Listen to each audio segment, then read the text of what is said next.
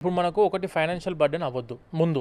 And రెండో thing ఏంటంటే వెళ్ళిన వెంటనే మనకి ఇంటర్న్షిప్ ప్రొవైడ్ చేస్తున్న యూనివర్సిటీస్, దాంతోపాటు ప్లేస్మెంట్ ఆపర్చునిటీ ప్రొవైడ్ చేస్తున్న యూనివర్సిటీస్ చూస్ చేసుకోవాలి. అవును. అండ్ సిటీ సేఫెస్ట్ సిటీయా కాదా వెరిఫై చేసుకోవాలి. అవును. దాంతోపాటు అక్కడ పార్ట్ టైం ఆపర్చునిటీస్ ఎలా ఉన్నాయో చూసుకోవాలి.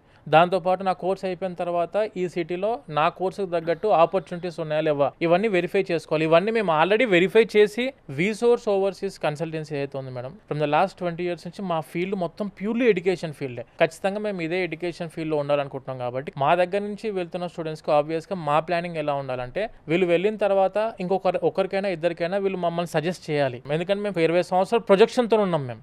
అంటే తర్వాత మనం ప్రతి ఇయర్ ఇంతమంది స్టూడెంట్స్ మనం పంపించుకోవాలి, ఇంతమంది మన లైఫ్ సెట్ చేయాలి, ఇంతమందికి ఆపర్చునిటీ ప్రొవైడ్ చేయాలని చెప్పి ఇంత ఆలోచన చేస్తున్నప్పుడు ఆబ్వియస్గా మేము రాంగ్ స్టెప్ తీసుకోము, రాంగ్ గైడెన్స్ ఎప్పుడు ఇవ్వం. కాబట్టి స్టూడెంట్స్ కూడా ఒక్కసారి మమ్మల్ని అప్రోచ్ అవుతే ఎలాంటి యూనివర్సిటీస్కి వెళ్ళాలి, ఎలాంటి ప్లేసెస్కి వెళ్ళాలి, ఎలాంటి ప్లేస్మెంట్స్ ఇస్తున్నారు అండ్ ఎలాంటి ఆపర్చునిటీస్ ప్రతి ఒక్కటి కూర్చొని ఇన్ డీటెయిల్ గా ఎక్స్ప్లెయిన్ చేసుకుంటే వాళ్ళకి క్లారిటీ వస్తుంది మేడం దీని మీద.